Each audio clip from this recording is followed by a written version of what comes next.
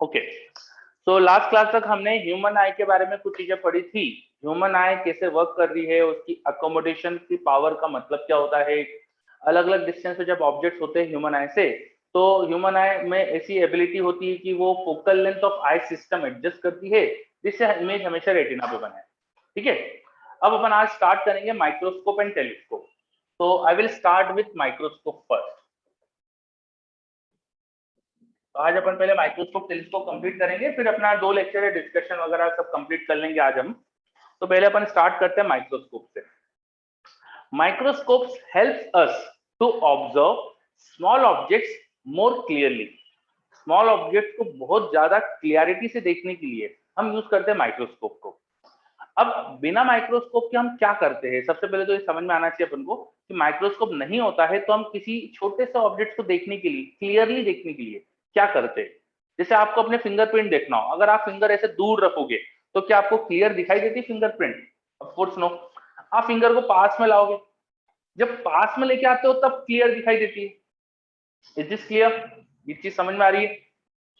तो पास में लाने से क्या होता है ऐसा, वो समझते हैं सबसे पहले। तो ऑब्जेक्ट हमारी आंखों से जितनी दूर होता है, कोई ऑब्जेक्ट हमारी आंखों से जितनी दूर है, उसका अगर डिस्टेंस ज्यादा हुई तो उसका जो एंगल सब्सटेंड होगा ऑन आई वो कम होगा।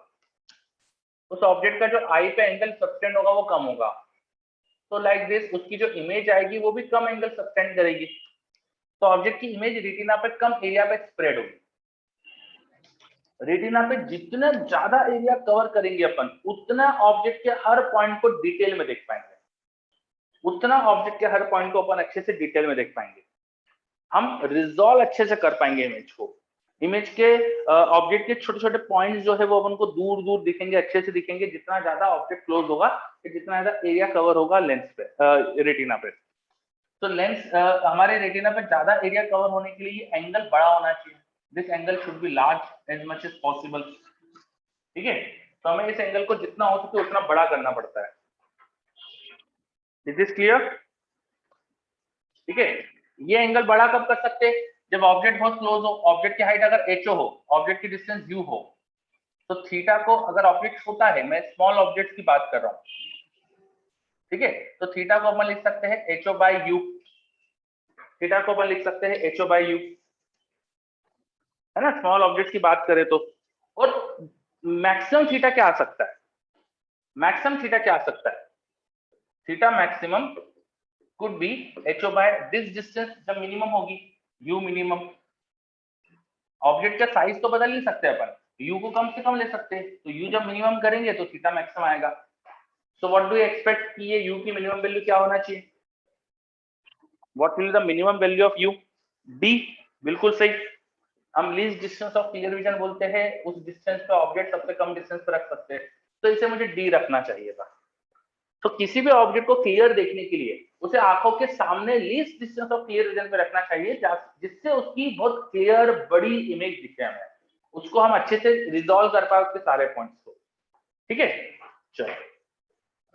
अगर माइक्रोस्कोप इससे भी ज्यादा एंगल बना दे तो माइक्रोस्कोप कुछ काम का है।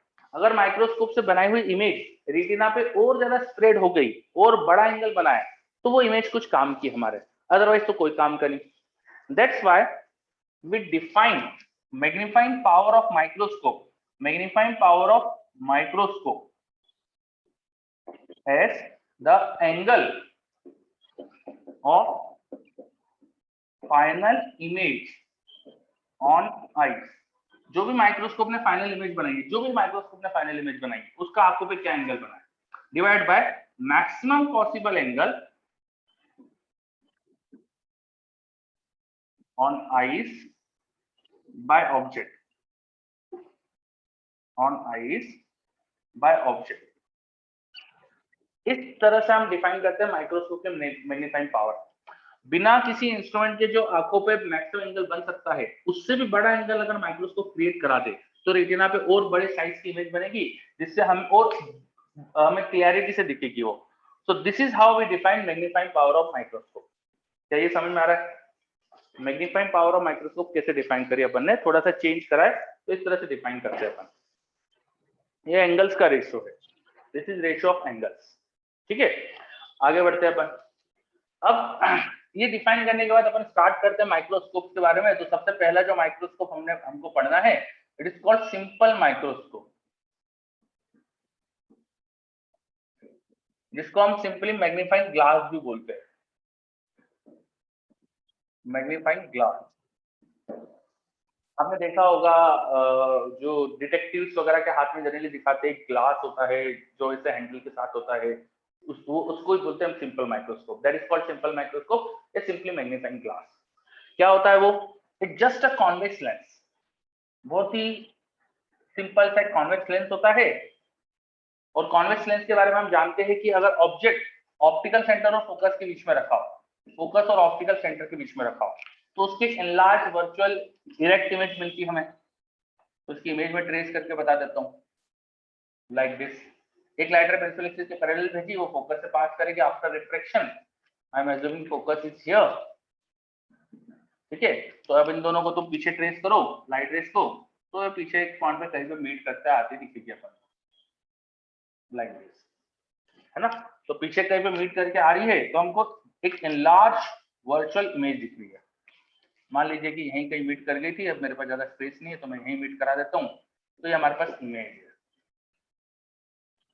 तो due to a simple convex lens we can obtain an enlarge image. वो भी इरेक्ट भी है, हमें उल्टी भी नहीं दिखाई देगी, तो हमें अच्छा लगेगा। अब इस इमेज को देख लो, बस अपनी आंखें बहुत क्लोज रखो यहाँ पे,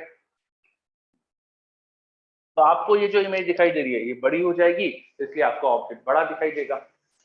आ रहा है समझ में? चलो अब इसकी मैग्नीफाइंग पावर निकालते हैं अपन। इसकी मैग्नीफाइंग पावर क्या होगी?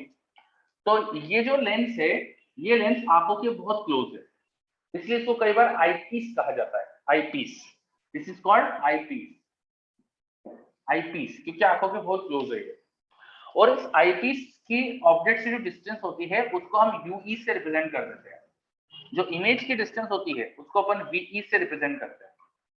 ऑब्जेक्ट की हाइट थी एचओ, ऑब्जेक्ट की डिस्टेंस फ्रॉम द लेंस, उसको यूई कहा, मैं ऊपर दिखा देता हूं यहाँ यूई। ठीक है, अब इस इमेज ने लेंस पे क्या एंगल बनाया है, आप ध्यान से देखिए। इमेज का हेड और टेल ये है, वो लेंस पे जो एंगल बना रही है दैट इज दिस एंगल। इस इमेज ने लेंस पे जो एंगल बनाया वो ये है, इसको चलो थीटा बोल दिया।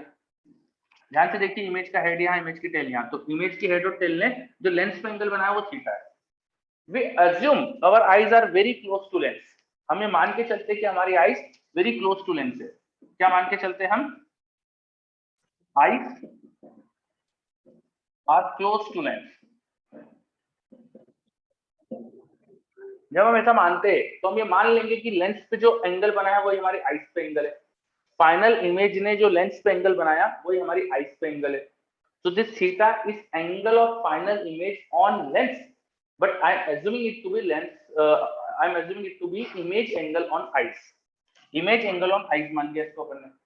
So magnifying power will now be this theta upon maximum possible जो एंगल हो सकता था, जिसको थीटा मैक्स बोलते थे अपन, वो लिख देंगे अपन।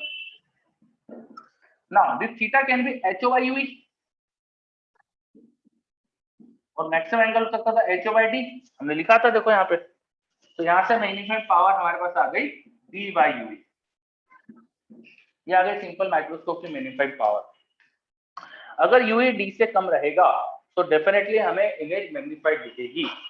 अगर यूई डी से कम रहेगा तो डेफिनेटली इमेज हमें मैग्नीफाइड दिखेगी। और नॉर्मली आप जो भी ये मैग्नीफाइंग ग्लास यूज करते हो ना, उसमें ऑब्जेक्ट को क्लोज ही रखते हो, तो उसमें डी छोटा ही, यूई छोटा ही होता है डी से। आ रहा है समझ में? ये सिंपल माइक्रोस्कोप या मैग्नीफाइंग ग्लास किसे बोलते हैं अपन?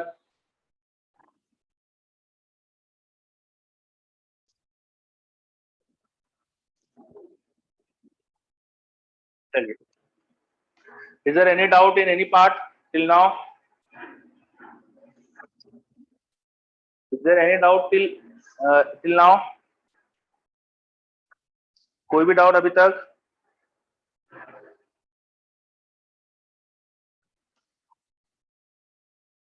रिप्लाई यस और नो। डाउट है तो बता दीजिए, नो है तो नो लिख दीजिए। No.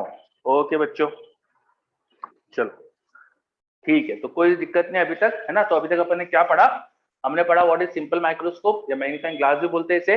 Simple microscope is just a convex lens जिसके बहुत क्लोज हमारी आईज है, ऐसा मान के चलते हैं।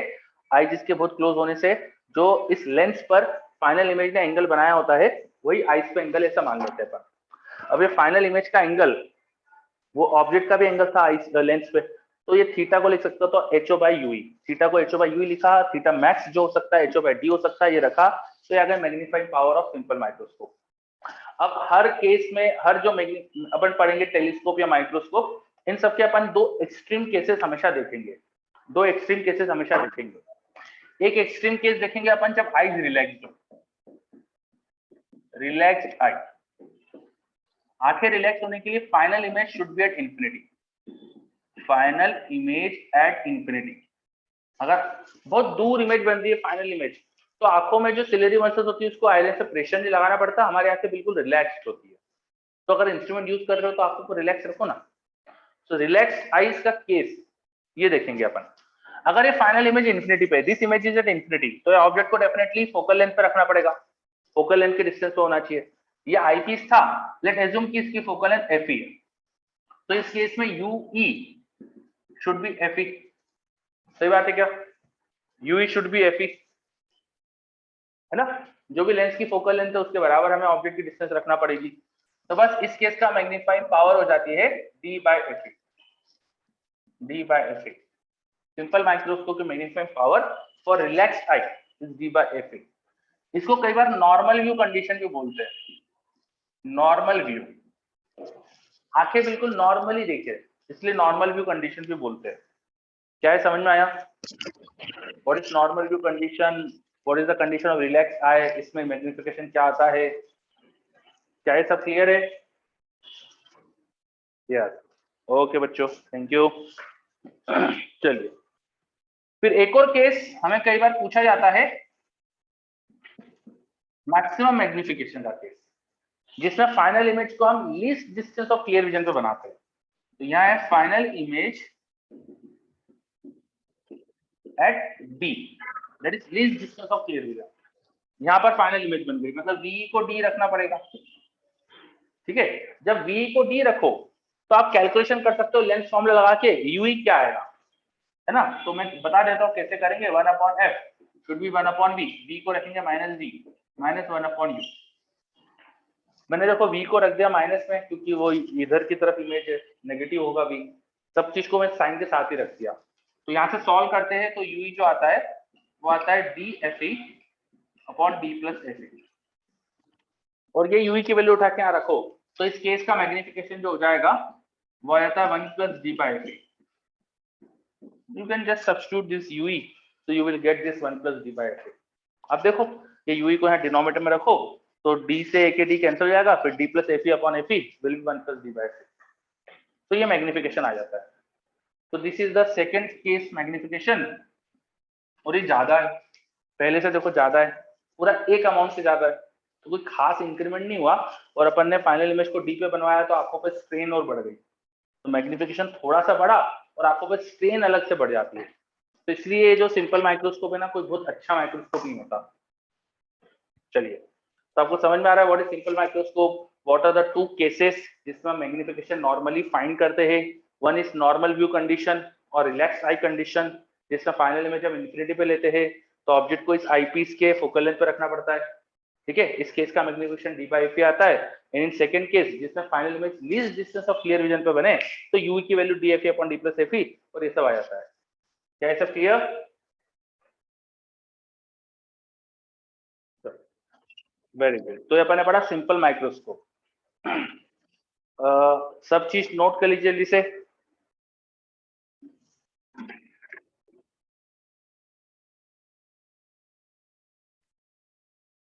सब चीज नोट कर लीजिए जल्दी से।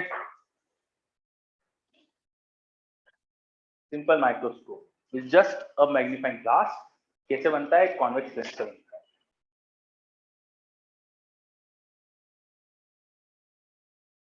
ओके, अब क्योंकि इसका मैग्निफिकेशन तो बहुत कम है तो हमें ना एक और माइक्रोस्कोप पढ़ेंगे, कंपाउंड माइक्रोस्कोप। मैं हटा रहा हूँ ये सारी चीजें, हटा दूं?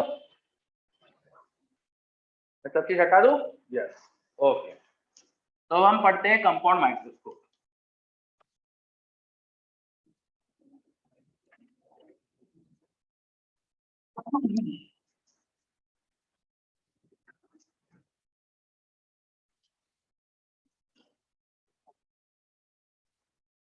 कंपाउंड माइक्रोस्कोप,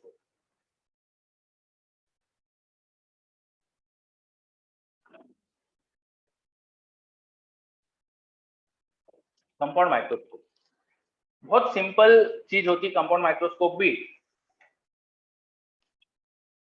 किसी लेंस के सामने किसी ऑब्जेक्ट को एडजस्ट करो, उसके फोकस और 2f के बीच में, फोकस और 2f के बीच में, तो क्या होता है? किसी लेंस के सामने ऑब्जेक्ट एडजस्ट करो, उसके फोकस और 2f के बीच में, तो क्या होता है बताइए?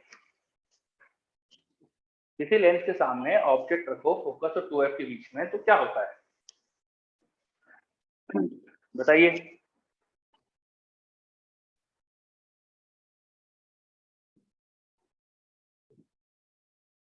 बियॉन्ड 2f इमेज आती है, एनलार्ज इमेज बनती है, बिल्कुल सही। Enlarge real inverted image beyond 2f, बिल्कुल सही है ना। तो अपन ट्रेस कर लेते हैं। एक लाइटर प्रिंसिपल एक्सिस के पैरेलल सेंड करी, इसको फोकस से पास करा देना यहाँ पे, दूसरी लाइटर ऑप्टिकल सेंटर से ले लो, वो जाके यहाँ कहीं मीट कर जाएगी।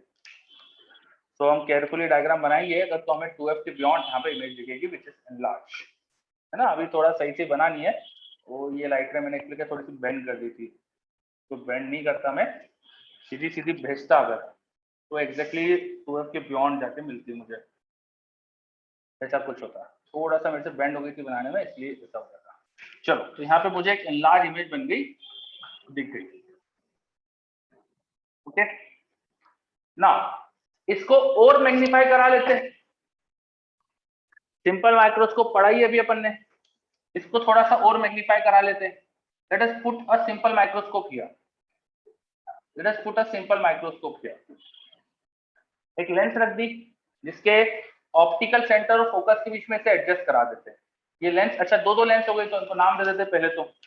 जो लेंस ऑब्जेक्ट के पास में, दिस वाज ऑब्जेक्ट, जो लेंस ऑब्जेक्ट के पास में उसे बोल दिया ऑब्जेक्टिव, और जो लेंस आंखों के पास में इसे बोल दिया आईपीस। आईपीस के पास में अपना इंटरमीडिएट बीच वाली इमेज आ गई। अब इस इमेज को ऐसा करते हैं, ऐसा एडजस्टमेंट करते हैं कि आईपीस की फोकल लेंथ अगर एफई है, तो ऐसा एडजस्टमेंट करते हैं कि इस इंटरमीडिएट इमेज की डिस्टेंस एफई से कम रहे। ये एफई था, ये फोकस था, आईपीस था। तो वही सिंपल माइक्रोस्कोप वाली पूरी कहानी हो जाएगी। प्रिंसिपल एक्सिस के पैरेलल लाइटर देखो फोकस से जाएगी, दूसरी लाइटर ऐसे भेज दो, है ना। तो आपको देखो पीछे बढ़ाने पर आपको एनलार्ज वर्चुअल इमेज दिखेगी, है ना। ऐसा कुछ हो गया यहाँ पर, ठीक है। तो समवेयर कहीं पर हमें एनलार्ज वर्चुअल इमेज मिल गई, ठीक है। तो जस्ट अपना सिंपल माइक्रोस्कोप जैसा फंक्शन करवा लो इस आईपीस से। एक यहाँ पे लेंस रखो, convex lens which is acting just like a simple microscope, adjust the image formed by the first convex lens between optical center and focus of this eyepiece, और इसके पीछे आईज से देख लो, यहाँ पे अपनी आईज लगाओ और देख लो, तो हमें वही मैग्नीफाइड इमेज दिख जाएगी। अब पहले से भी ज्यादा मैग्निफिकेशन हो जाएगा, क्योंकि फर्स्ट लेंस ने कुछ मैग्निफिकेशन कर दिया था, अब उसको और मैग्नीफाई करा दिया सेकंड लेंस ने। आ रहा है समझ में ये? This is compound microscope.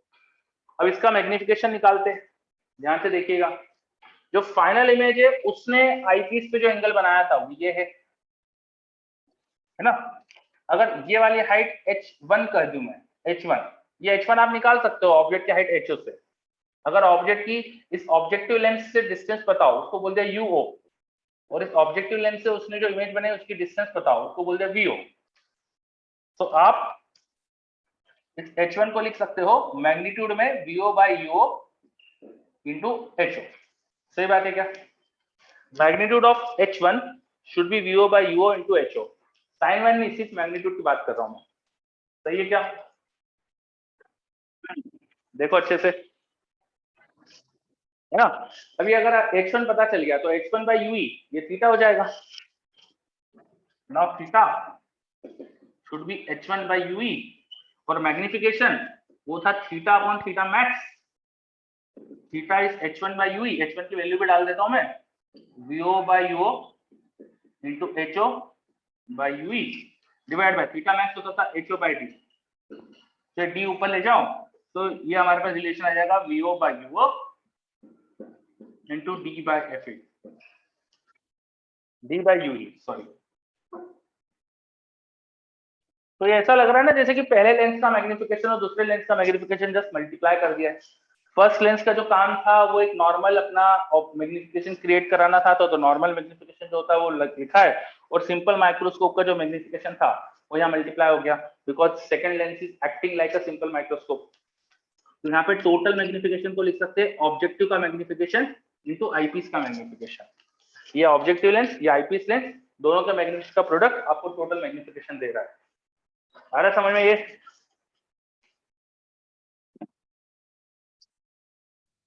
बताइए, इज दिस क्लियर?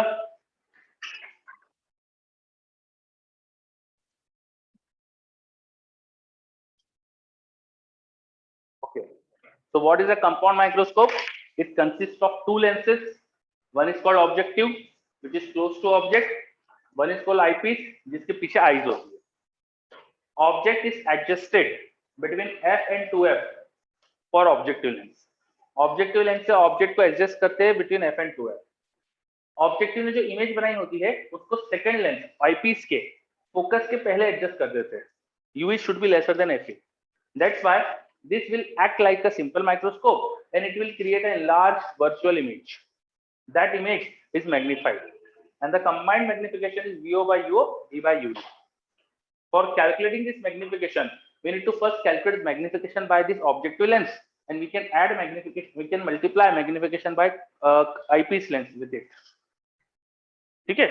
अब वेबर बोल रहा है इमेज तो इन्वर्टेड बनी है, तो सिंपल माइक्रोस्कोप है ना, छोटे छोटे सी चीजें देखने को यूज कर रहे हैं, कोई अमीबा वगैरह पैरामीशियम कुछ जो भी होता है वो सब देख रहे हैं, तो उल्टे भी दिखे तो हमको कोई दिक्कत नहीं है, हमको मतलब सीधे क्या है पता ही नहीं है, उसको घुमा के रख लेना स्लाइड को, अगर सीधा देखना तो घुमा के रख लेना स्लाइड को।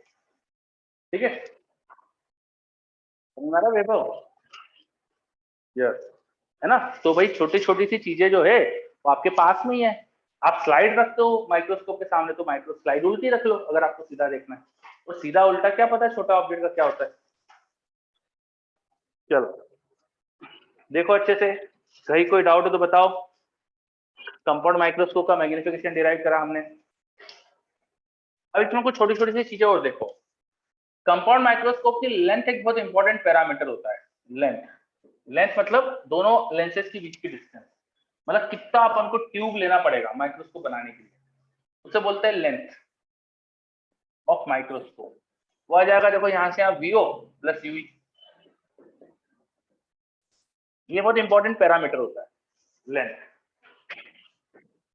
क्वेश्चंस में हमको कई बार लेंथ दे देते हैं, लेंथ दे देंगे और बोल देंगे कि भैया फाइनल इमेज बन रही थी इन्फिनिटी पर, तो फाइनल इमेज इन्फिनिटी पे होगी तो यूई को एफ ही रखना पड़ेगा, जब यूई को एफ ही रखेंगे लेंथ दे दी तो वीओ मिल जाएगा, और लेंथ से इमेज की डिस्टेंस बताओ तो मैग्निफिकेशन लेंस का निकाल सकते हैं अपन, वीओ बाय यूओ ऑब्जेक्टिव का मैग्निफिकेशन, उसको अपन अगर फोकल लेंथ बताओ इमेज की डिस्टेंस बताओ तो हम कैलकुलेट कर सकते हैं क्या आएगा वीओ बाय यूओ, तो दोनों का मैग्निफिकेशन हमें समझ में आ जाएगा, उससे अपन टोटल मैग्निफिकेशन बता सकते हैं। तो ये लेंथ क्वेश्चन में दी जाती है, ये बहुत इंपॉर्टेंट पैरामीटर होता है, ये हमें पता होना चाहिए। अच्छा दोनों केसेस का मैग्निफिकेशन में निकालते हैं। रिलैक्स्ड आई के केस में फाइनल इमेज इन्फिनिटी पे होगी तो यूई को एफ डालोगे, अब मैग्निफिकेशन आ जाएगा total v o by यूओ into d by f, और इस केस की लेंथ आ जाएगी वीओ प्लस एफ। ये आ गया रिलैक्स आई के लिए magnification and length. And in second case अब जो मैग्निफिकेशन आएगा वो आएगा V O by यूओ into 1 plus D by F, length आ जाएगी वीओ प्लस यूई, यूई था D F upon D plus F. ये आ गया magnification and length of microscope in the second case, compound microscope in the second case. क्या है दोनों cases समझ में आ रहे हैं? अच्छे से देखो, कहीं भी कोई डाउट हो तो बताइए।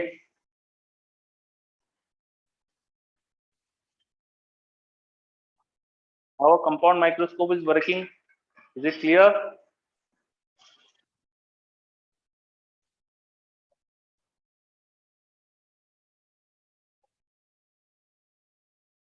चलो सम्यक तो बोल रहा है क्लियर है, बाकी बच्चे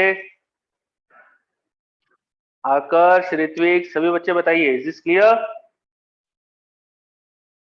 यस, ओके, सभी बच्चे बोलते हैं यस, वेरी गुड। तो हमने पढ़ा अभी कंपाउंड माइक्रोस्कोप और उसके मैग्नीफाइंग पावर वगैरह क्या, ठीक है।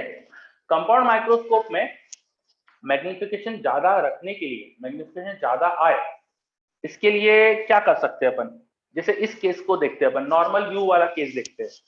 तो मैग्निफिकेशन था VO by O into D by AC। Magnification ज्यादा आए इसके लिए क्या करना चाहिए बताओ?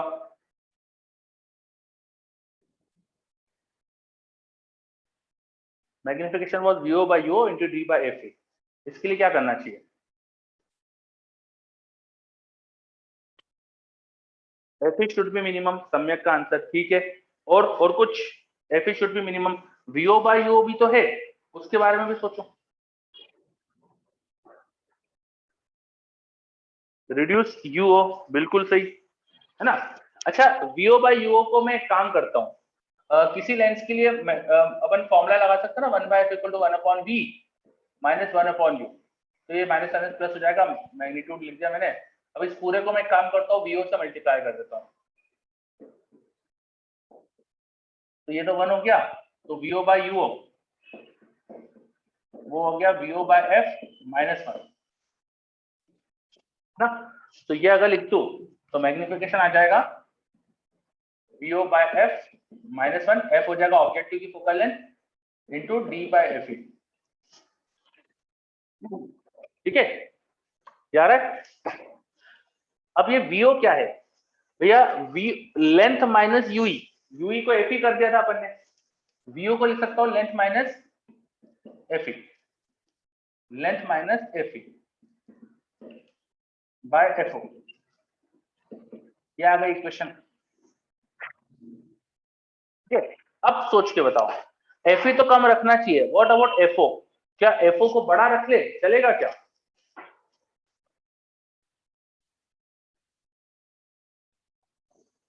मैग्निफिकेशन ज्यादा आने के लिए FO को भी तो कम ही रखना चाहिए, बोलो। FO को भी तो कम ही रखना चाहिए, है ना? यस। और ये दोनों नंबर का मल्टीप्लिकेशन है, तो दोनों ही कम होना चाहिए, एक्चुअली FO और FE दोनों कम होना चाहिए, ठीक है। तो ये तो अपन को क्लियर है कि FO और FE दोनों कम होना चाहिए। अब आपको एक फिक्स लेंथ का माइक्रोस्कोप बनाना है, ये लेंथ फिक्स कर दी मैंने, है ना। कोई फिक्स लेंथ का माइक्रोस्कोप बनाना है और दो तरह की लेंथ दे दी मैंने, दोनों ही कॉन्वेक्स है, दोनों की फोकल लेंथ दे दी मैंने आपको, एक की दे दी चलो 2 सेंटीमीटर, दूसरी की दे दी 5 सेंटीमीटर। दो कॉन्वेक्स लेंथ का यू है, उनकी एक की फोकल लेंथ 2 सेंटीमीटर, एक की 5 सेंटीमीटर। तो किसको ऑब्जेक्टिव लोगे, किसको आईपीस लोगे बताओ? किसको ऑब्जेक्टिव लोगे, किसको आईपीस ले लोगे? Length of microscope, suppose tube की लेंथ अपन 25 सेंटीमीटर रख सकते हैं, 25, this is 25, FO and FE could be 5 and 2 centimetre. तो बताओ अब किसको क्या लेना चाहिए ताकि मैग्निफिकेशन ज्यादा है?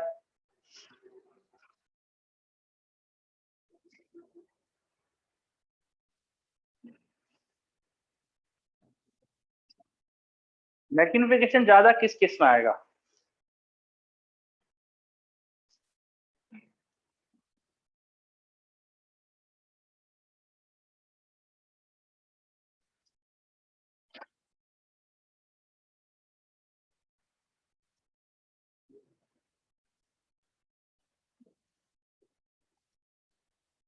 मैंने क्या क्या डाटा बोला आपको?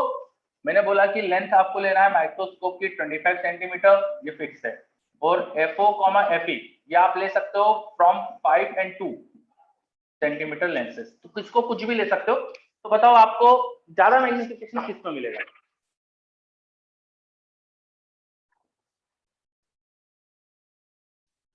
चलो सम्यक का आंसर आया मेरे पास कुछ, बाकी बच्चे भी देख लो।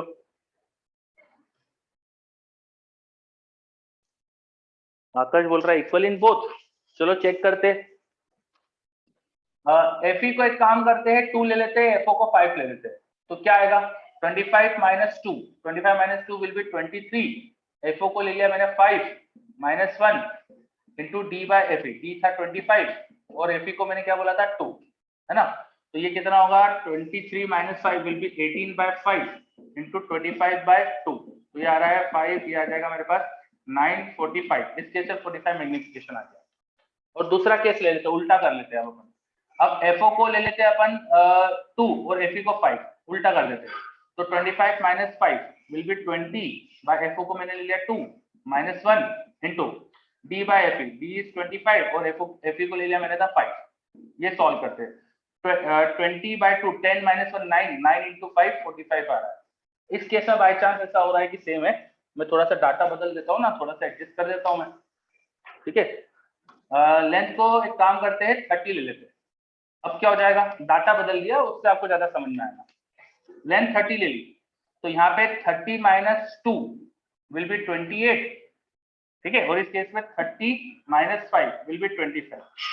अब क्या हो जाएगा यहाँ पे 30, यह जाएगा मेरे पास 23 by 5 यहाँ पर, और 25 by 2 will be 12.5 minus 1 11.5, 11.5, तो यहाँ पे 11.5, तो 23 by 5। सेकंड केस में 23 by 2 रहेगा। बताओ अब किस केस का मैग्निफिकेशन ज्यादा आ रहा है?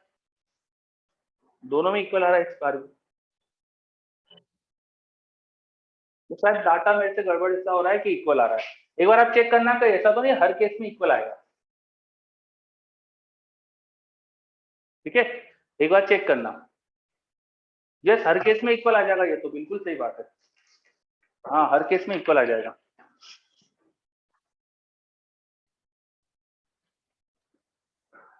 देखो ये FO को उधर मल्टीप्लाई कर दो तो मैग्निफिकेशन आ जाएगा L minus FE minus FO into D upon FO FE। तो यस FO FE कुछ भी ले सकते हैं, ठीक है। तो दोनों केस का मैग्निफिकेशन सेम है, बट स्टिल हम क्या करेंगे, हम जो फर्स्ट लेंस होता है उससे रिजोल्यूशन, अब फर्स्ट लेंस हमारा ऑब्जेक्टिव है, रिजोल्यूशन हमने अभी पढ़ा नहीं है, रिजोल्यूशन ज्यादा है तो इसकी फोकल लेंथ सबसे कम रहना चाहिए। जितनी फोकल लेंथ इसकी कम लेंगे इससे रिजोल्यूशन ज्यादा आएगा, इससे रिजोल्यूशन ज्यादा आएगा। तो रिजोल्यूशन ज्यादा रखने के लिए फर्स्ट लेंस की फोकल लेंथ कम लेना चाहिए।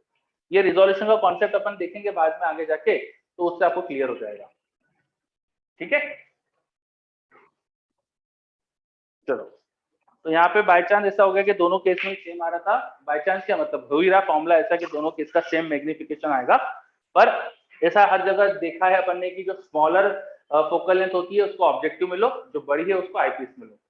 इससे क्या हो जाता है कि जो पहली चीज तो ऑब्जेक्टिव से जो हमारे पास मैग्निफिकेशन, ऑब्जेक्टिव से हमको जो मैग्निफिकेशन मिलेगा उसमें रिजोल्यूशन बेटर आएगा, उसकी फोकल लेंथ कम रहेगी। तो रिजोल्यूशन के लिए एक केस यहाँ पे बनता है। चलिए तो इसके और भी क्वेश्चन आप कर सकते हो, आपको तो फॉर्मूला मिल गया है तो आप बस फॉर्मूले में वैल्यू रखो और आंसर निकाल लेना। Clear? Microscope clear? Yes okay ठीक है, आगे बढ़ते। कंपाउंड माइक्रोस्कोप में फाइनल इमेज इन्वर्टेड बनती है, और कई बार इसका मैग्निफिकेशन देखना मैग्नीट्यूड ही रिपोर्ट करते हैं लोग। सबको पता है मैग्निफिकेशन इसका नेगेटिव होगा, इसलिए कई बार इसका मैग्निफिकेशन जब रिपोर्ट किया जाता है तो प्लस में रिपोर्ट कर देते हैं, मतलब बिना साइन के रिपोर्ट कर देते हैं, ठीक है। तो आपको यहाँ पे साइन कन्वेंशन का बहुत ध्यान रखना पड़ता है। ध्यान ये रखना पड़ेगा कि कई बार बिना साइन कन्वेंशन के आंसर दे देते हैं लोग, तो वो चीज का थोड़ा ध्यान रखना। चलिए आगे बढ़ते हैं।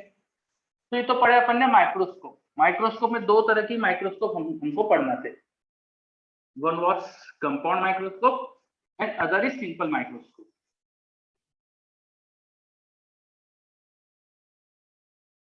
नाउ दो माइक्रोस्कोप पढ़ना था हमको, दोनों पढ़ लिए, अब पढ़ते अपन telescope. So let us start telescope.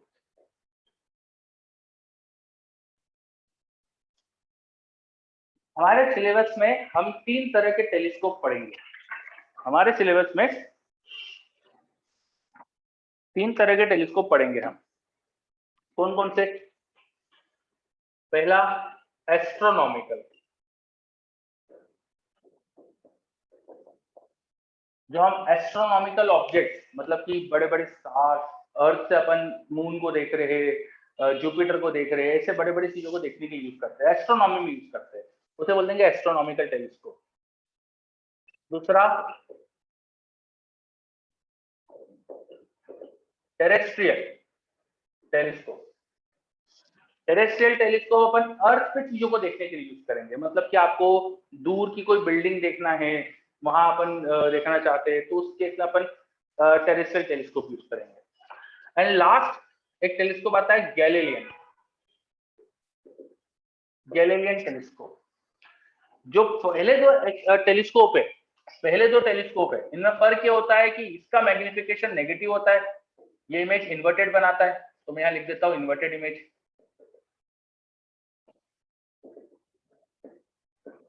Second telescope बिल्कुल एग्जैक्टली आइडेंटिकल होता है एस्ट्रोनॉमिकल से, बहुत छोटा सा एक डिफरेंस है, इमेज सीधी बनाता है, तो इरेक्ट इमेज।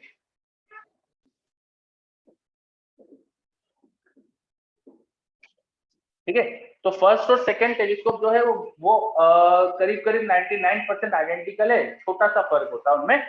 एक फर्क ये होता है कि इमेज सीधी बनाता है, वो बनाने के लिए अपन उसमें कुछ चीजें कर देते हैं। गैलीलियन टेलीस्कोप अब तक का सबसे डिफरेंट टेलीस्कोप रहेगा इन तीनों में। उसमें जो हमारा आईपीस होता है वो कॉन्वेक्स नहीं होता है, कॉन्केव होता है।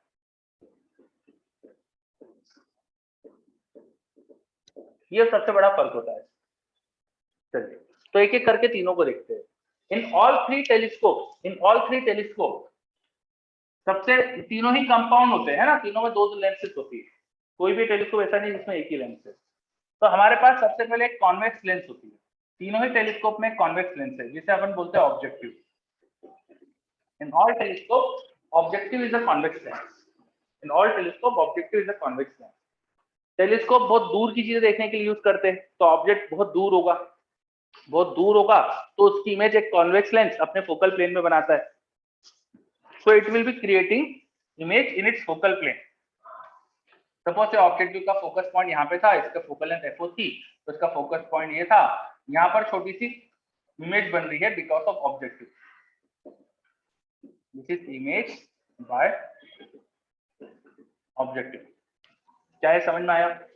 मान लेते हैं कि लाइट रे दिखा देता हूँ मैं, एक लाइट रे ऑप्टिकल सेंटर से आ रही थी सीधी लाइक दिस, और कोई दूसरी जो आ रही होगी वो भी इसके पैरेलल जो होगी ऑब्जेक्ट से आने वाली, वो बैंड होके यहीं पे मिलने वाली, ऐसा कुछ।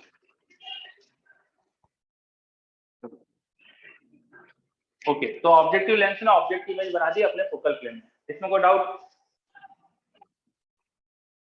ये तो सबको क्लियर ही होगा। ठीक है, अब क्या करते हैं, एस्ट्रोनॉमिकल टेलीस्कोप में हमने सिंपल माइक्रोस्कोप पढ़ा है, बस वो उठा के लगा दो, एक कॉन्वेक्स लेंस लगा दो जिसकी फोकल लेंथ अगर Fe है, तो ऐसा एडजस्ट करो कि Fe से पहले आ जाए, इससे इंटरमीडिएट इमेज की डिस्टेंस Fe से छोटी हो, है ना? ये जो इंटरमीडिएट इमेज है उसकी डिस्टेंस Fe से छोटी हो, तो दोनों लेंस को ऐसा एडजस्ट करो कि FO प्लस Fe से कम डिस्टेंस है दोनों के बीच की, दोनों लेंसेज के बीच की डिस्टेंस, जिसे मैं बोल देता हूँ चलो L, वो कम रखी अपन ने FO प्लस Fe से। ठीक है, तो उससे डेफिनेटली क्या हो जाएगा, पहले से इमेज FO पे बनी थी, अब दूसरे की डिस्टेंस यहाँ से Fe से कम ही होगी, तो ये सिंपल माइक्रोस्कोप जैसा बिहेव कर देगा। बस मैग्नीफाइड इमेज मिल जाएगी अपन को, सिंपल माइक्रोस्कोप से कैसे मैग्नीफाइड इमेज मिलती है हमने पढ़ा है। तो बस हमको ये दोनों रे अगर पीछे ट्रेस करें तो एक पॉइंट से मीट करते हुए दिखती है, हमको मैग्नीफाइड इमेज मिल जाती है। तो ये सिंपल सा वर्किंग होती है एस्ट्रोनॉमिकल टेलीस्कोप की।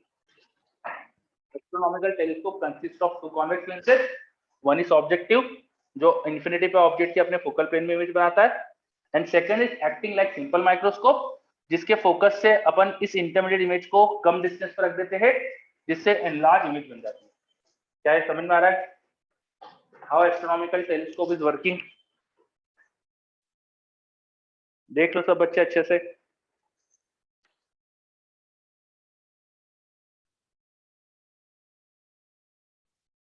एस्ट्रोनॉमिकल टेलीस्कोप, चांद सितारे देखना है, अगर आपको आसमान की चीजें देखना है तो ये टेलीस्कोप यूज करते हैं अपन, और इसमें उल्टी बनती इमेजेस, अब उल्टा है, हमको कोई फर्क नहीं पड़ता यार, मून सीधा किसको क्या पता क्या है, उल्टा भी दिखता है तो कोई फर्क नहीं अपन को। ठीक है, इज दिस क्लियर? पूरी वर्किंग अच्छे से क्लियर? चलो विघ्नेश बोल रहा है यस, बाकी सब बच्चों को क्लियर, सम्यक को भी क्लियर, वेरी गुड। बाकी अनुष्का, आकर्ष, यस सब बोल रहे क्लियर, वेरी गुड। ठीक है, अब टेलीस्कोप की मैग्नीफाइंग पावर भी तो निकालेंगे, टेलीस्कोप की मैग्नीफाइंग पावर भी तो निकालेंगे, निकालते। अच्छा ये ऑब्जेक्ट के सामने वाला लेंस ऑब्जेक्टिव, ये वही फिर से आईपीस बोल देंगे इसको, आईपीस बोल देंगे। अब मैग्नीफाइंग पावर कैसे आती है टेलीस्कोप की, देखो टेलीस्कोप की मैग्नीफाइंग पावर हम डिफाइन करते हैं बिना किसी इंस्ट्रूमेंट के, जो ऑब्जेक्ट का आंखों पे एंगल है उसको डिनोमीटर में, और विद इंस्ट्रूमेंट जो इमेज का आंखों पे एंगल वो न्यूमरेटर में। तो this is defined as angle of final image on eyes divided by angle of object on eyes, naked eyes, मतलब कि कोई बिना इंस्ट्रूमेंट के। तो अभी इस डायग्राम में देखो ये ऑब्जेक्ट से आने वाली रेज है, ये मान लीजिए प्रिंसिपल एक्सिस से अल्फा एंगल पे थी, तो बेसिकली ऑब्जेक्ट अल्फा एंगल ही तो बनाएगा। अगर इस लेंस के बदले हमारी आईज होती तो हमारी आईज पर भी ये लाइट रे अल्फा एंगल ही तो बनाती, एम आई राइट? मैं मान के चल रहा हूँ कि ऑब्जेक्ट से लाइट रे जो उसकी टेल से आ रही है वो अलोंग प्रिंसिपल एक्सिस है, तो टेल की इमेज अलोंग प्रिंसिपल एक्सिस बनी। ऑब्जेक्ट के हेड की लाइट रे अल्फा पे आ रही है, तो हेड की और टेल की लाइट रे का बीच का एंगल अल्फा, मतलब ऑब्जेक्ट का आंखों पे एंगल अल्फा है ना, ऑब्जेक्ट का आइस पे एंगल अल्फा। और ये जो फाइनल इमेज बनी, दिस इमेज, इसका हम तो हमेशा मानते हैं हमारी आइस बहुत क्लोज है आईपीस से, तो जो लेंस पे एंगल है वो देखो ये रहा एंगल, जो लेंस पे एंगल है इस फाइनल इमेज का वो ये रहा, दैट इज बीटा, इसको बीटा बोल दिया। ये ऑब्जेक्ट का जो एंगल था उसे अल्फा बोला था। सो हम ये मैग्निफिकेशन डिफाइन करते हैं बीटा बाय अल्फा, मैग्निफिकेशन यहाँ डिफाइन करते हैं अपन बीटा बाय अल्फा। ये डेफिनेशन क्लियर हो रही है मैग्निफिकेशन की? Magnification for telescope is defined as angle of final image on eyes divided by angle of object on eyes, so it is becoming beta by alpha. Is this clear? चलो बच्चे बोल रहे yes, very good, आगे बढ़ते फिर। अब this beta angle can be written as this image height of this image upon this distance ue। इसकी height अगर मैंने h कही तो h by ue, h by ue, and see that if this is alpha तो ये vertically opposite भी alpha होगा, ये भी अल्फा है, तो अल्फा को लिख सकता हूँ ना h by this distance which is fo, h by fo, alpha को लिख सकता हूँ h by fo, है ना। fo is focal length of this objective lens, objective के ऑप्टिकल सेंटर से जो इमेज बनी वो फोकस पे थी तो फोकल लेंथ पे होगी, तो ये एंगल हो जाएगा दिस h by fo। तो magnifying power of telescope is becoming fo by ue, magnifying power of telescope is becoming fo by ue, magnifying power of telescope is becoming fo by ue। Image inverted है, इसको minus में डाल सकते हो, magnification को minus लिख सकते हो, मैग्नीट्यूड की बात करेंगे तो fo by ue। Is this clear?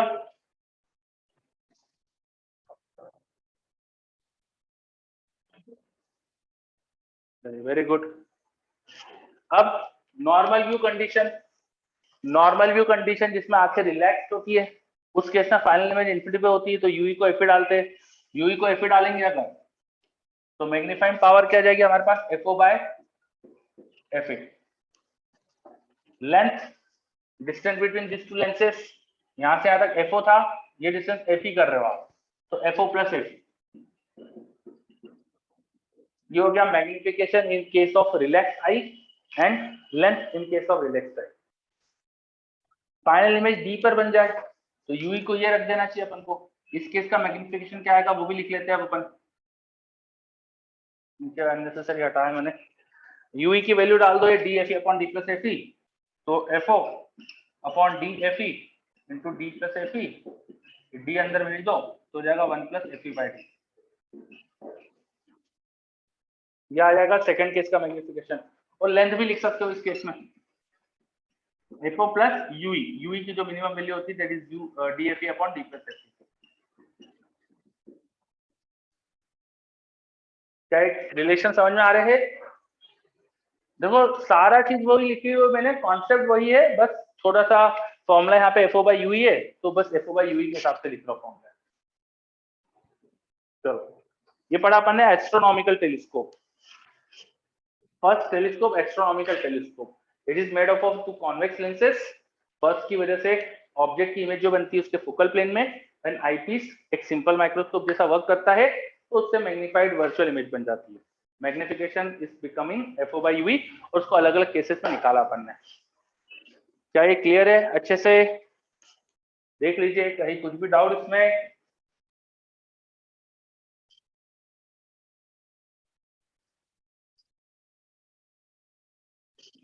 बताइए सभी बच्चे, इज दिस 100% क्लियर?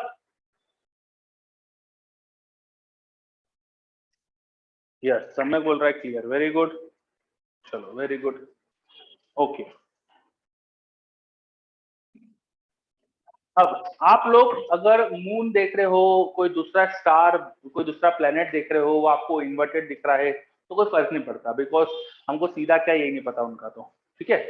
पर अगर कोई बिल्डिंग आपको उल्टी दिखे, आप अर्थ पे चीजों को देख रहे हो वो उल्टा दिखे, तो हमको अच्छा नहीं लगेगा। तो हम अर्थ पे चाहते हैं कि चीजें सीधी सीधी दिखे, इसलिए अब जो दूसरा टेलीस्कोप है वो देखेंगे अपन, टेरेस्ट्रियल टेलीस्कोप। उसमें क्या करते हैं, ये जो इमेज बनी थी बाय ऑब्जेक्टिव, ये उल्टी थी, इन्वर्टेड थी, इसे पहले सीधा कर लो और फिर आईपीस से उसकी इमेज इरेक्ट उसको मैग्नीफाई करा लो। पहले इसे सीधा कर लो और फिर आईपीस से उसको मैग्नीफाई करा लो, ठीक है। तो क्या करा जाता है, देखिए जरा यहाँ पे,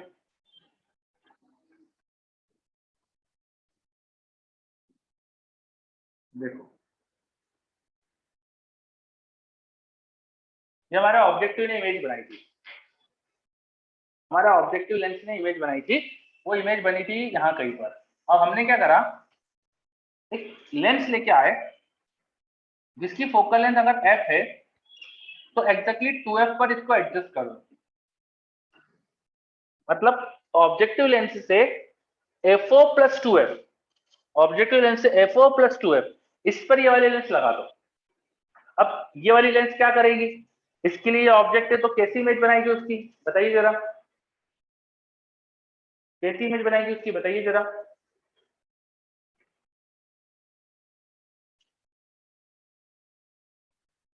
बोलिए इसकी इमेज कैसी बनेगी, बताइए।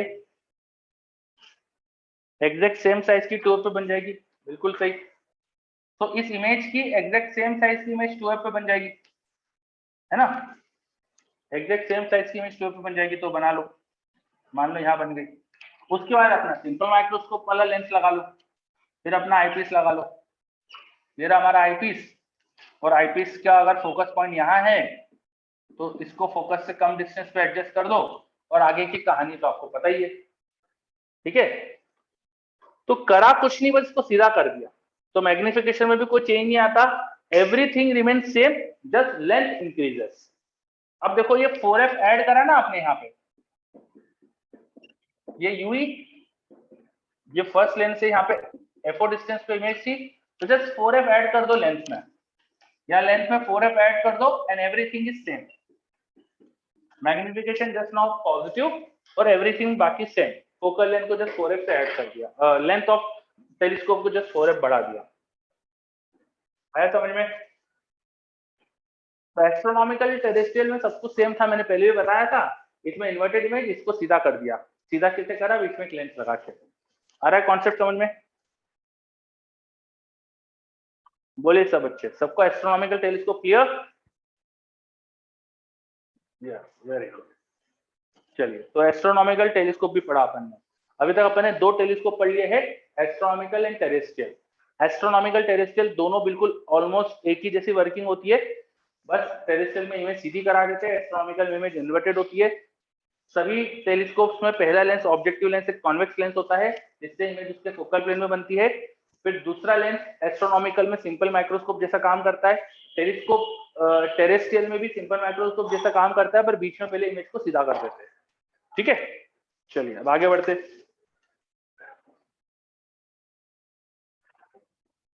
अब नेक्स्ट टेलीस्कोप गैलीलियन टेलीस्कोप पे आते हैं अपन। तो थोड़ा सा मैं स्पेस यहाँ पे क्रिएट कर रहा हूँ, मुझे कुछ जगह लगेगी तो पहले स्पेस क्रिएट करता हूँ। ठीक है, चलिए देखो, पहले हमारा जो ऑब्जेक्टिव लेंस था वो ऑब्जेक्ट की अपने फोकल प्लेन में इमेज बनाता है, तो उसके फोकल प्लेन में इमेज सपोज वो यहाँ थी, सपोज यहाँ थी। ठीक है, तो इमेज की हाइट एडजस्ट कर दूंगा मैं अभी, जस्ट अ सेकंड। इमेज यहाँ थी, ड्यू टू ऑब्जेक्टिव, ऑब्जेक्टिव का फोकल पॉइंट यहाँ है, ये फोकल डिस्टेंस है ऑब्जेक्टिव की, तो इमेज यहाँ है। ठीक है,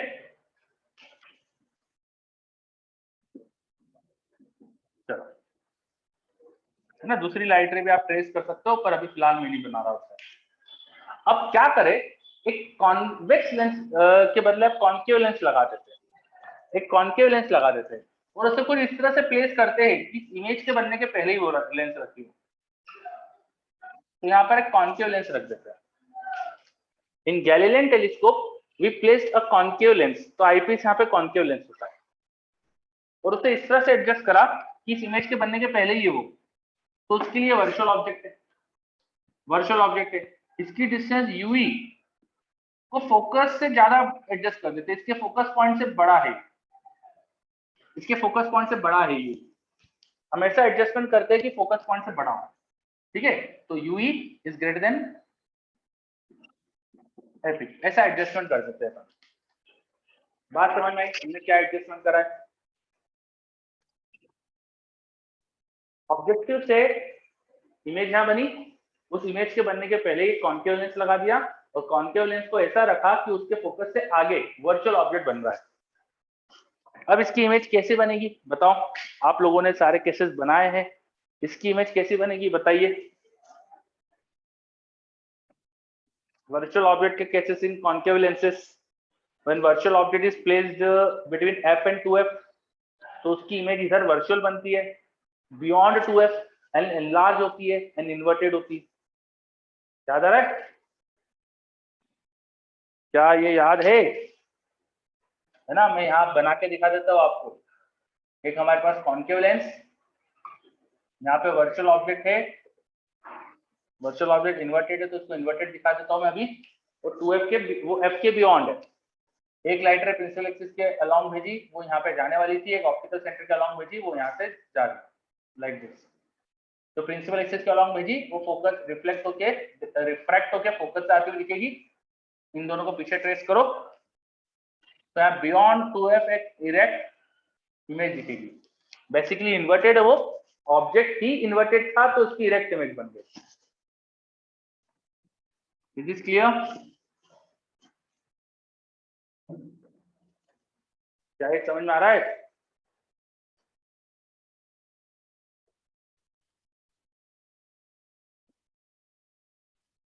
सभी बच्चे बताइए, ये याद आ रहा है आपको कॉन्केव लेंस कैसी इमेज बनाती है? बस, तो यहाँ पर एक्चुअली क्या होता है, मैं यहाँ पे इमेज ट्रेस कर देता हूँ, प्रिंसिपल एक्सिस के सीधी सीधी जाने वाली लाइट रे लेता हूँ मैं, प्रिंसिपल एक्सिस के पैरेलल जो आ रही थी लाइट रे वो लेता हूँ मैं, लाइक दिस।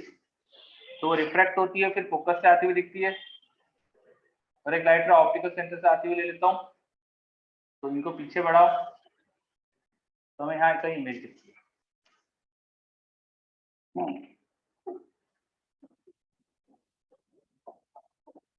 यहाँ पे इमेज दिखती है, वर्चुअल डायरेक्ट इमेज दिखती है। तो गैलीलियन टेलीस्कोप ने डायरेक्ट इमेज बना दी, है ना।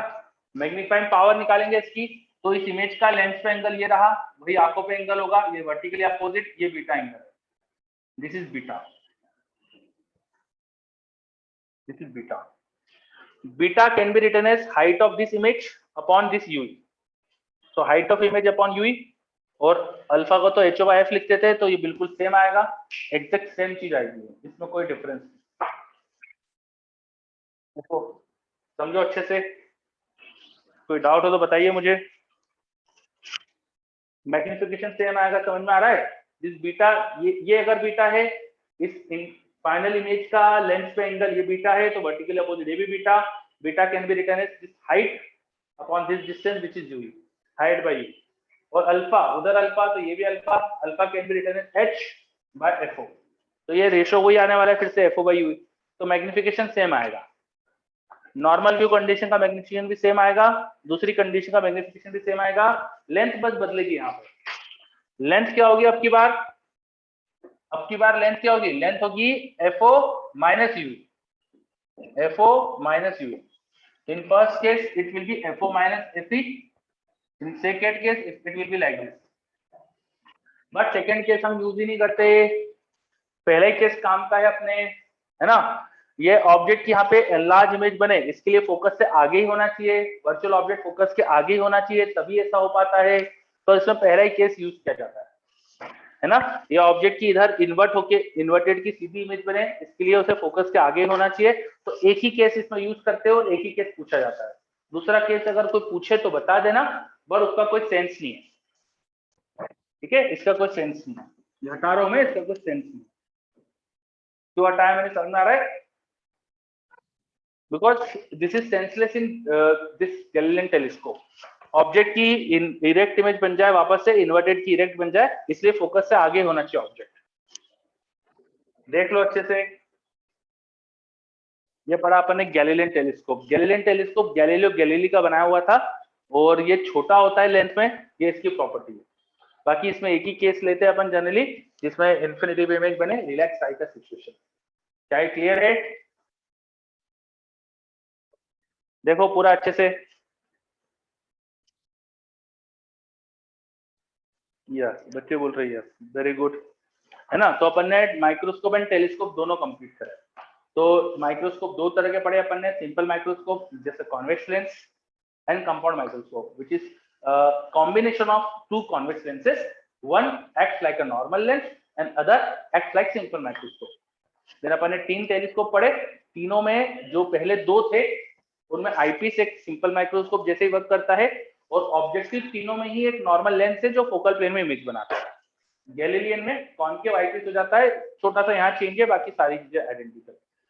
माइक्रोस्कोप की मैग्नीफाइंग पावर आती थी D/UE, और यहाँ पर आता है FO/FE। सिंपल माइक्रोस्कोप की D/UE आती है और कंपाउंड की आती है VO/UO into D/UE, ठीक है। और यहाँ पे सभी केसेस में FO/UE, UE को जो केस होगा उसके हिसाब से पुट करने थे। चलिए, क्या ये सारे फॉर्मूले वगैरह याद रहेंगे? Is everything clear? Yes, okay बच्चों, वेरी गुड। क्वेश्चन लिखिए, एक क्वेश्चन बोल रहा हूं मैं, लिखिए क्वेश्चन, नोट करो। In a compound microscope,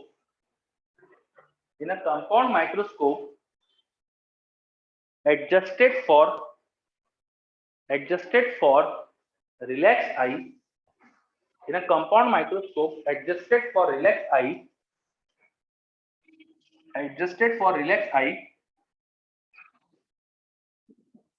length is 30 centimeter, FO and FE both are 4 centimeter. Length is 30 centimeter, FO and FE both are 4 centimeter. What is magnification of microscope? What is magnification of microscope? Compound microscope adjusted for relaxed eye, length is 30 centimeter, FO and FE both are 4 centimeter. What is magnification for this microscope? करिए,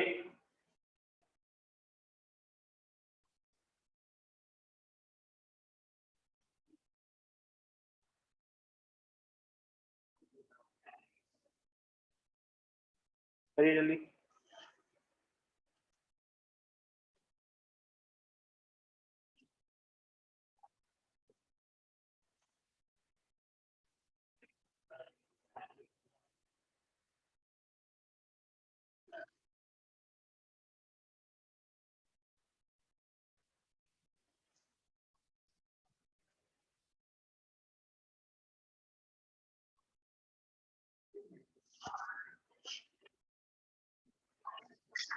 तो आकर्ष का answer आ गया, ठीक है, देखते।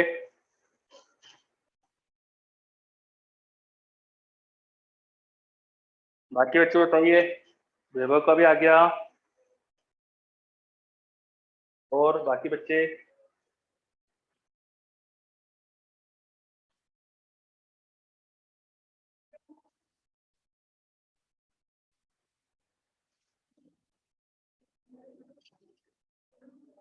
ऋत्विक का भी आ गया, वेरी गुड।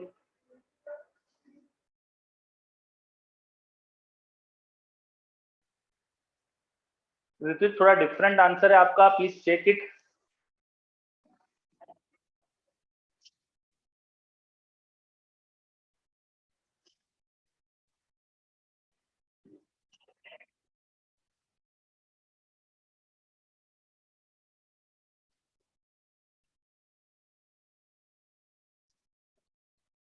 चलिए करता हूं मैं भी। थोड़ी देर पहले अपन ने पढ़ा था मैग्निफिकेशन इसका L minus f o minus f ई अपॉन एफ ओ एफ ई इंटू डी, ये बन रहा था फॉर्मूला, है ना। बस रख दो डाटा, और क्या करना है। ठीक है, लेंथ इज 30 माइनस 4 4 जा 16, 30 minus 16 will be 14 into D 25 upon 4 into 4, तो ये कैंसिल हो जाएगा 2, ये हो जाएगा 7, 75 25 into 7 bye 8, so 25 into 7 it will be 175 by 8 should be your answer। ठीक है, सही है, 125 by 8 should be your answer। तो मैंने शायद गलत करा है, 30 माइनस 8 करेंगे ना, 30 माइनस 8 इज 22, तो 22 का यहाँ 22 का 11 बचेगा, फिर 22 लिखता हूँ मैं, फिर यहाँ 11 बचेगा, 11 इंटू ये करना है, माय मिस्टेक।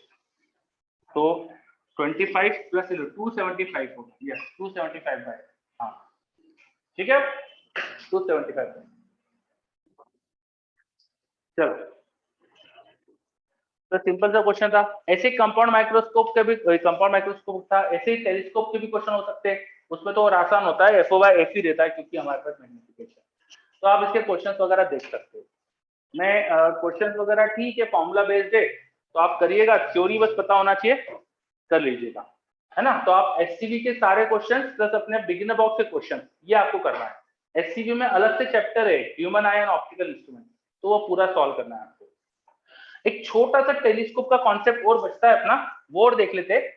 यहाँ ये जो ये चीज हटा के अपन एक कॉन्सेप्ट और समझते हैं। यहाँ पे देखो, जो पहला हमारा यहाँ पे ऑब्जेक्टिव लेंस है, वो काम क्या कर रहा है, वो ऑब्जेक्टिव उसके फोकल प्लेन में इमेज बना रहा है। ये काम अपन लेंस के बदले अगर मिरर से करा तो और बेटर हो जाएगा। लेंसेस में स्फेरिकल एब्रेशन की प्रॉब्लम होती है, लेंसेस में प्रॉब्लम होती है स्फेरिकल एब्रेशन की, और मिरर में अगर मिरर को पैराबोलिक बनाए तो प्रॉब्लम होगी नहीं। फिर लेंस एक ट्रांसपेरेंट मीडियम है, इतना अच्छा बड़ा सा ट्रांसपेरेंट मीडियम बनाना मुश्किल होता है। मिरर में ट्रांसपेरेंट मीडियम, मिरर को एक पतला सा लेयर भी हो जाएगी तो भी चल जाएगा। तो पैराबोलिक मिरर बनाना आसान होता है और बड़ा बनाना भी आसान होता है। तो टेलीस्कोप अच्छे से काम करे, टेलीस्कोप बहुत दूर के ऑब्जेक्ट की इमेज बना रहे हैं, तो ज्यादा लाइट कैप्चर करना चाहिए ऑब्जेक्टिव को। That's why objective should be very large in diameter. So that's why we normally make very big objective, और वो अपन जब मिरर का बनाएंगे तो ज्यादा आसान होगा। तो दैट्स व्हाई हम क्या करते हैं, पैराबोलिक मिरर को ऑब्जेक्टिव जैसा यूज करते हैं। जो बहुत बड़े बड़े टेलीस्कोप होते हैं, जो बहुत अच्छे टेलीस्कोप होते हैं, उसमें ऑब्जेक्टिव लेंस के बदले ऑब्जेक्टिव मिरर लेते हैं। मिरर को बड़ा बनाना आसान होता है, लेंस को बड़ा बनाने में मुश्किल आती है, और मिरर पैराबोलिक बना दो तो उसमें जो स्फेरिकल एब्रेशन की प्रॉब्लम है वो भी नहीं होगी। सेकंड थिंग, लेंस में क्रोमेटिक एब्रेशन होता है, मिरर में क्रोमेटिक एब्रेशन होता ही नहीं है, रिफ्लेक्शन में क्रोमेटिक एब्रेशन नहीं होता है, तो वो प्रॉब्लम नहीं होगी। ठीक है, तो कई बार हमें ना स्फेरिकल मिरर, पैराबोलिक मिरर को अपन ऑब्जेक्टिव जैसा लेते हैं। अब कोई पैराबोलिक मिरर है, वो इन्फिनिटी से ऑब्जेक्ट के अपनी फोकल प्लेन में इमेज बना देगा, तो ये क्या करता है, अपने फोकल प्लेन में इमेज बना रहा होगा। इन्फिनिटी से सपोज लाइट आ रही थी, तो उसके फोकल प्लेन में कन्वर्ज हो गई लाइक दिस, ऐसा कुछ हो गया, फोकल प्लेन में हमें इमेज मिलने लग गई। ठीक है, फिर इस इमेज को और मैग्नीफाई कराने के लिए आईपीस लगाते हैं। अब आईपीस में सामने तो बैठ नहीं सकता, तो वहां क्या करते थे, एक छोटी सी अपन है ना यहाँ पे प्लेन मिरर लगा देते, छोटा सा प्लेन मिरर लगा देते 45 डिग्री के एंगल पे। तो छोटा सा प्लेन मिरर क्या करता है, 45 डिग्री के एंगल पे लगा होने से जो भी यहाँ इमेज बन रही है उसको इधर की तरफ बना देता है, सीधा कर, है ना। मतलब लाइट रे रिफ्लेक्ट होकर फिर हमें मिरर की वजह से लाइट रे रिफ्लेक्ट होकर हम मतलब इधर आने, इधर की तरफ मिलने लगती है, लाइक दिस। वो लाइट रे हमें इधर मिल जाती है, साइड वाइज मिल जाती है।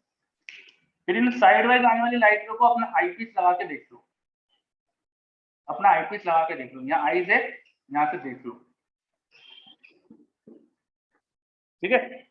तो अच्छे जो टेलीस्कोप होंगे, अगर बाजार में लेने जाओगे टेलीस्कोप, बहुत बढ़िया क्वालिटी के जो होंगे, रिफ्लेक्टिंग टाइप जो टेलीस्कोप होंगे, उनमें एक है ना कॉन्केव मिरर, पैराबोलिक शेप का मिरर, वो ऑब्जेक्टिव जैसा चूज करते हैं। वो जो ऑब्जेक्टिव रहता है उसके फोकल प्लेन के पास में एक प्लेन मिरर जैसा लगा होता है 45 डिग्री के एंगल पे, जिसने फोकल प्लेन में बनी हुई इमेज को फिर इधर कर दिया होता है, मतलब लाइट रेस को इधर भेज देता है, वो साइड से देखते हैं। तो जो अच्छे टेलीस्कोप होंगे ना, वो टेलीस्कोप कैसे साइड से देखा जाता है उसके अंदर, ठीक है। ये कॉन्सेप्ट समझ में आ रहा है, this is reflecting type telescope. फॉर्मूले वही आ जाएंगे, एफओ बाय एफई, वही सारी चीज कन्वर्ट हो जाएगी। ये आईपीएस का काम बिल्कुल वही है, और फोकल प्लेन में इमेज बनाने का काम ही कर रहा है मिरर, सब कुछ सेम है। आइडिया समझ में आ रहा है?